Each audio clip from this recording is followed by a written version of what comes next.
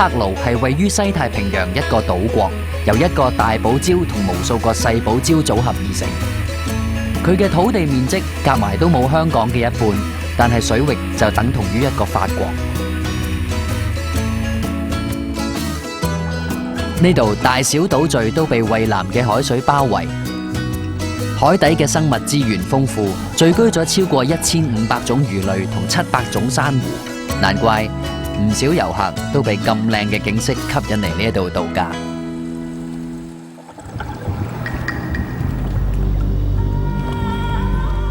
旅遊業同漁業係當地嘅兩大經濟支柱，不過亦因為經濟發展而造成柏勞出現生態危機。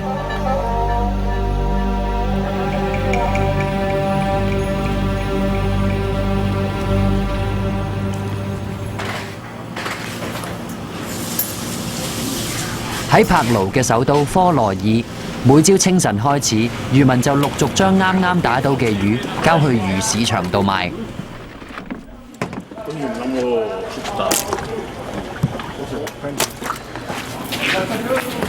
When we opened this fish market in 1997, we used to sell average of 10,000 pounds of fish a week. Now it has been cut off almost 60%. So we are now selling almost 40% of what we used to sell back in 1997. These are regular size. They don't get any bigger than that. That's the size they have. But before, we don't even accept to buy this kind of fish. But nowadays, there are people who likes to buy them, so we only buy few to cover some of the demand that they have.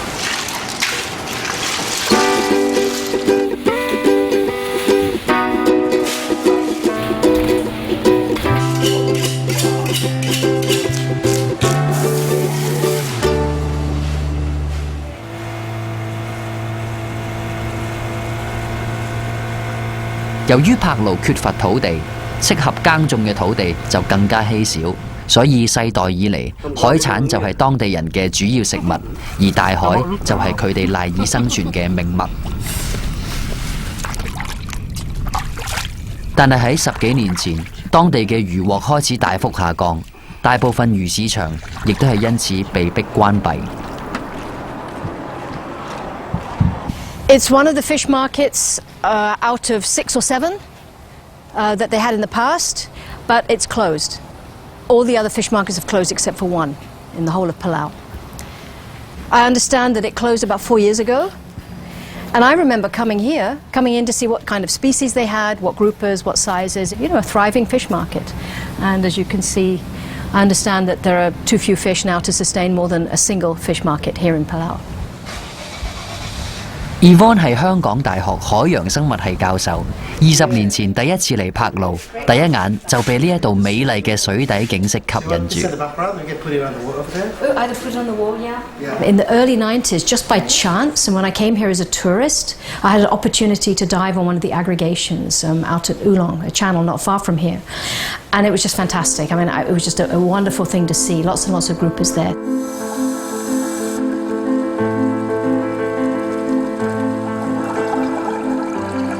呢一個咁嚇人嘅場景係 Yvonne 最近喺南太平洋一處人跡罕至嘅地方拍攝到嘅。佢話20年前佢喺柏勞見到嘅水底情景同而家片段見到嘅一模一樣。I just saw this substrate, the bottom was completely dark, and as I dove down to the bottom, I began to see the bottom moving. And I began to realize that actually what I thought was the reef bottom was made up of a whole carpet of fish.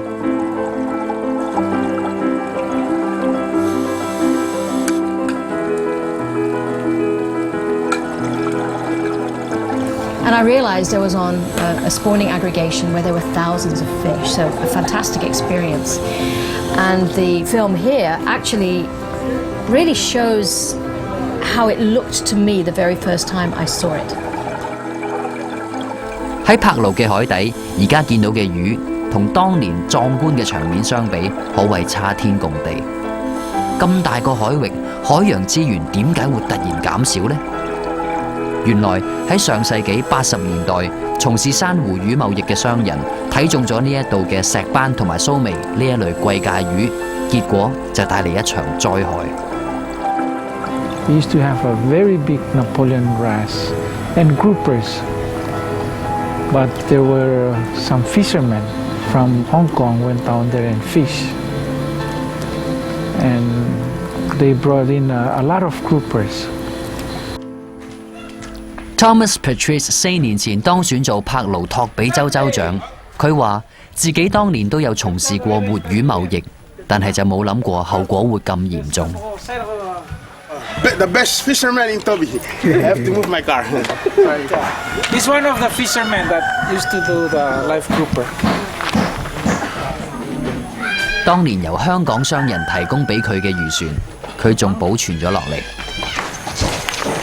There it is. It take a large quantity of fish and keep it fresh because of life. There's fresh water going in and out. We have about 18, but the other boats, they took them back to Hong Kong. Thomas 話自己冇諗過大量捕魚，好快就導致水底生物大量減少。During that time, we thought that we could, sustain the resources, but we couldn't because they fish for grouper and other fish, even sharks. They fish for sharks to feed the grouper. And when we realized that marine resources were declining very fast, then we stopped.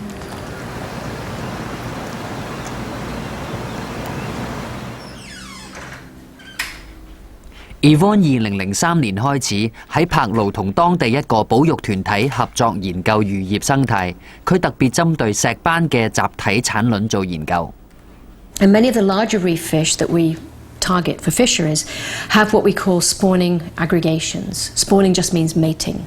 And what it means is that the only way that they reproduce is by coming together in big groups, in big aggregations. The males meet the females and then they can spawn. 石斑同鸚鵡魚一樣，都係屬於珊瑚魚。佢哋嘅繁殖期好短，一年當中只係集中某幾個月嘅某幾日進行。產卵嗰陣，雄性同埋雌性嘅魚會聚埋一齊，場面好震撼。由於喺同一時間咁多魚集結一齊，自然就成為漁民捕捉嘅目標。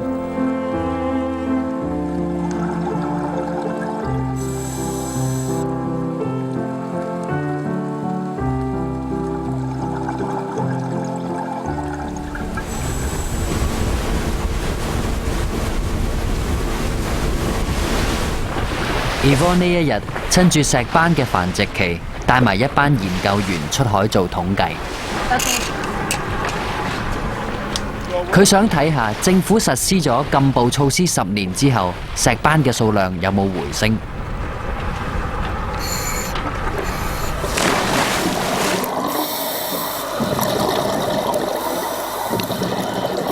Yvonne 嘅組員首先喺唔同嘅地點安裝攝影機。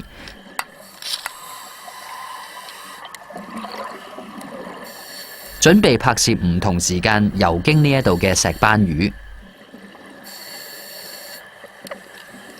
同一時間，佢就同2個組員沿住3條直線，將途中見到嘅石斑種類同埋數量記低落嚟。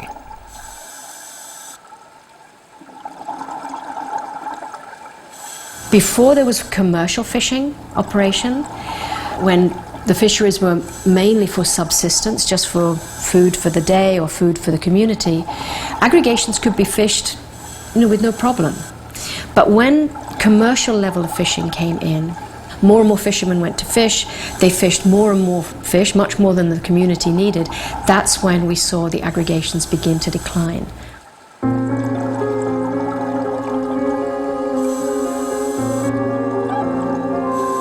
經過幾日嘅拍攝，攝影機影到嘅石斑數量並唔算多。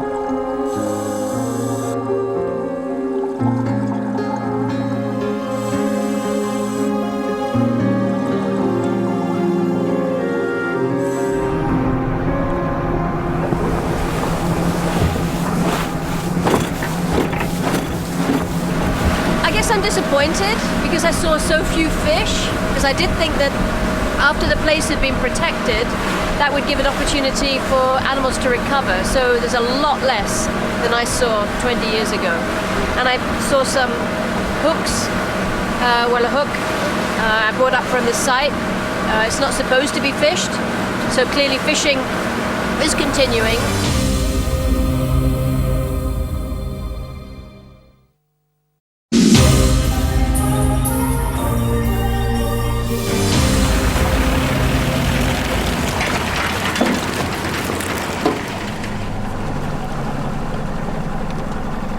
Men go for the protein, which is mainly fish. 奧巴係西太平洋島國柏勞首都科羅爾附近一條村嘅村長。佢話：世代以嚟，當地冇所謂嘅職業漁夫，亦都冇人做海產買賣，但係幾乎每一個男人都識捉魚。佢哋每一日輪流出海，幫成村人打魚做食糧。Before fishermen go fishing, usually only one fisherman in the village would feed the whole village. Only get enough for their pot, and then they give the rest to community. But now, people when they catch many, they sell. 每條村各有各管轄嘅水域範圍，村長會安排村民捉魚嘅時間、種類同埋數量。We practice conservation way back. If a chief would see or people would see that the fish is getting less in this area, they will put a law. Now you go fish anywhere else, don't fish in this area and let the population of fish come back. 隨住海產買賣嘅出現，柏勞呢一套傳統保護海洋嘅智慧已經抵受唔住衝擊。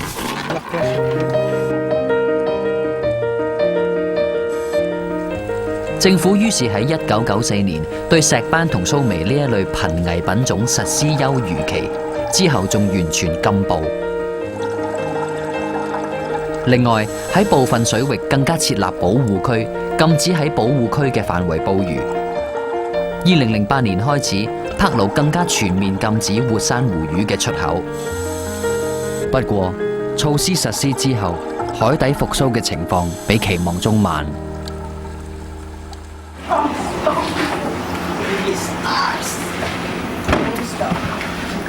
漁民為咗有足夠嘅漁獲，唯有想盡辦法。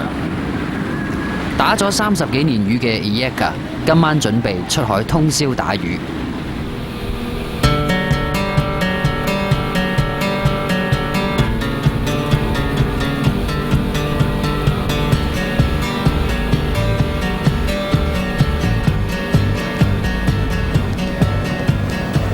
Night time better because the fish can close to us. Because you use a flashlight, the fish cannot see us in contact.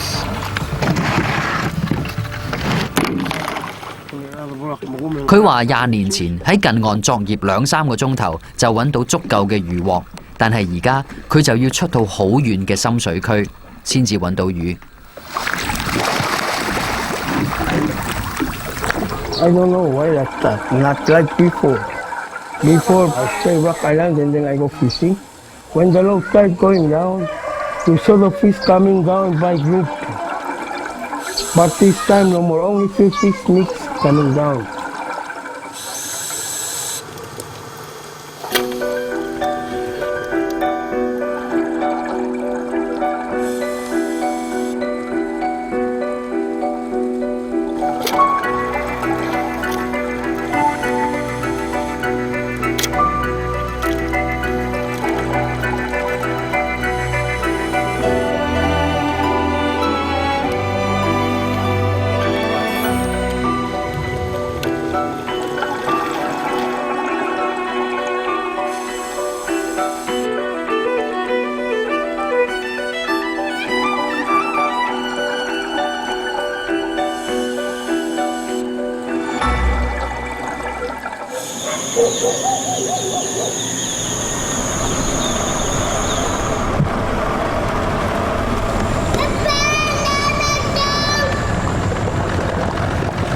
Iyeka 打咗成晚魚，第二朝天光先至上岸。佢話近呢5年出海打魚嘅時間越嚟越長，但係魚獲就越嚟越少。Before plenty fish, dive about 5 hours. I can catch almost 300 some pounds. But this time I spend a lot of time, maybe 4 hours or 5 hours, cannot fill up that cooler.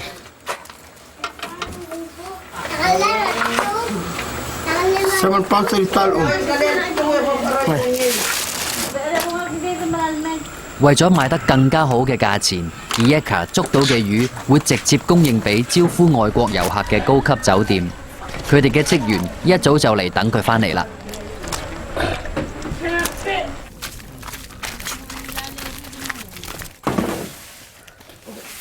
When we have a high occupancy and we need fish, we always use this guy to get fish for us.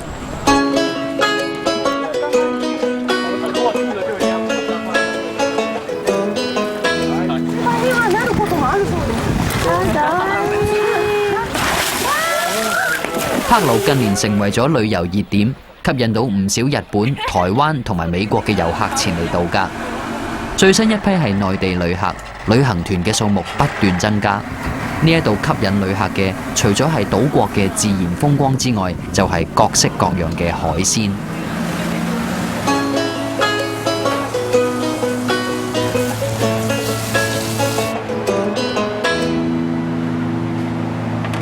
一般旅游的话，帛琉来说还是吃鱼、吃螃蟹、吃龙虾，因为帛琉它没有养殖业，所以这些东西在帛琉的话，它都是非常新鲜，大家用鱼的量都很大。高峰期的话，每个餐厅、每个饭店每天有几十磅，将近100磅，那跑不掉。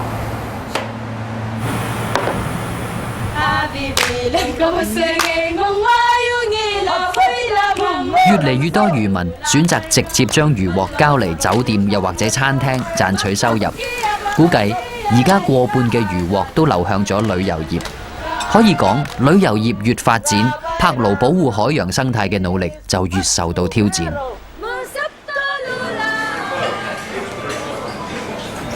Poaching is still going on. They sell to the restaurant directly. Grouper is not a usual fish for Palawans to eat. Before, nobody likes grouper. It's the outsiders that demands it. It's the tourists, the Taiwanese, the Japanese, the Chinese.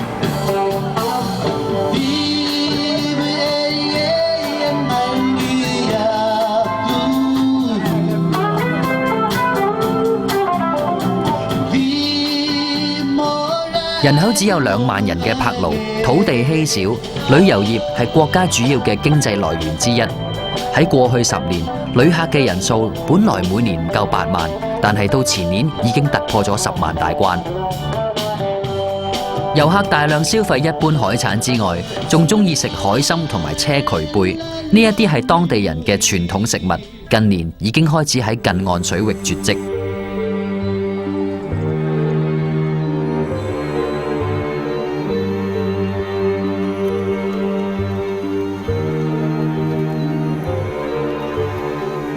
There's a lot of depleting when more tourists come. And I'm afraid there are more people in China. If we open Palau for tourism from China, there will be more Chinese coming and they will demand.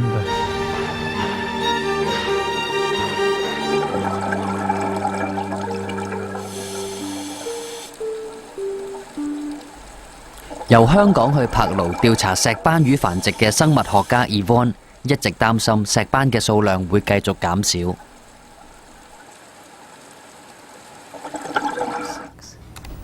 今次佢完成5日嘅觀察之後，終於得出結果。The numbers actually are very similar. It looks like over that 3-year period that the numbers have stayed pretty stable. So that's encouraging. I mean, given what we understand is increasing fishing effort generally, that's pretty encouraging.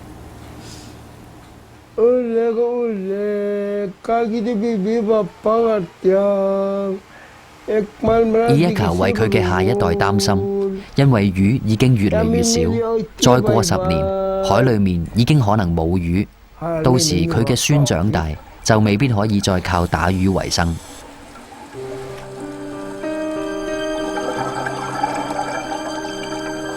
One of the decisions that countries like Palau has to make is whether or not to export their coastal resources. There are not enough for local use, including for tourism, and for export markets. So countries like Palau will have to make a decision. Do they export? Do they ensure local food security? Do they want to feed their tourism sector? They can't do it all.